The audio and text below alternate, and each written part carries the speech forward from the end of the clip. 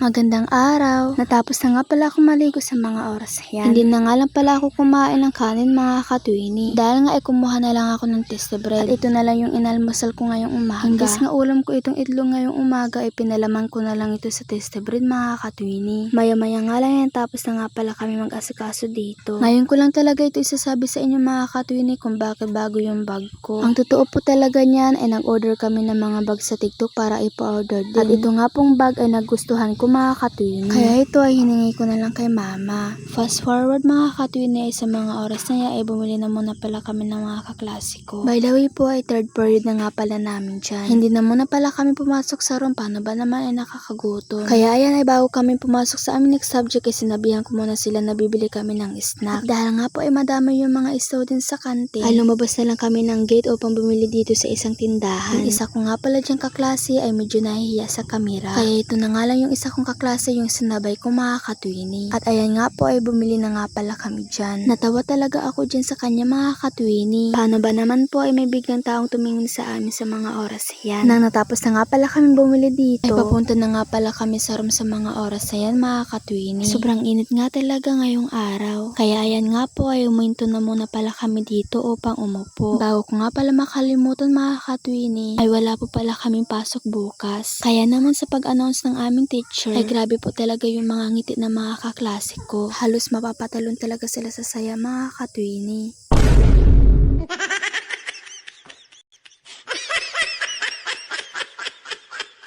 Maya-maya nga lang mga katwini ay kumain na nga pala kami sa mga oras yan. Yung ulam nga pala namin dyan ng kambal ko ay hotdog at itlog. Yung binili nga pala na ulam kanina ng kaklase ko ay nilagay na lang dito niya sa aking baunan. Paano ba naman ay munggo ito mga katwini? Kaya yan na hindi pwede na hindi ako kumuha dito no.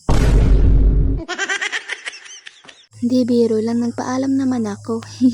Habang nga pala kami kumakain ay nanonood nga pala kami ng Encantadia. Di na talaga kami nanonood ng Encantadia paggabi. Dahil nga pagka umaga ay dinadownload na lang namin ito. At dito na lang namin pinapanood sa school. Maya-maya nga lang mga katwini ay last period na nga pala namin dyan ng hapon. Natawa talaga ako sa mga oras na yan. Paano ba naman tinitignan nila ako habang nabibidyo. Ngayong araw nga ay magre-report nga pala yung dalawa kong kaklase. At inayos na muna pala nila yung Manila paper. Bago nga pala sila magre-report. Yung partner ko nga pala sa pagre-report mga katwini ay yung kambal ko. Matagal pa naman yun, kaya mapapaghandaan talaga namin itong i-report namin dyan. Pagkatapos nga pala nila ayusin yung Manila paper ay ito ay nagsimula na nga pala sila. Fast forward ay pauwi na nga pala kami sa mga oras na yan mga katwini. Pagka-uwi nga pala namin sa bahay ay nagluto nga pala sila ng pansit. Kaya ito ay pagkatapos namin magbihis ay nagmerienda na nga pala kami sa mga oras yan. Nilagyan ko nga pala ito ng kalamansi mga katwini. Bago ko makalimutan ay may nagpa-shoutout nga pala sa akin. So, shoutout nga pala kay Sunny Gomez at kay Justin Altarijos. Thank you so much po sa patuloy na suporta nyo. Dito na nga po pala magtatapos yung aking vlog. Huwag kalimutan mag-follow,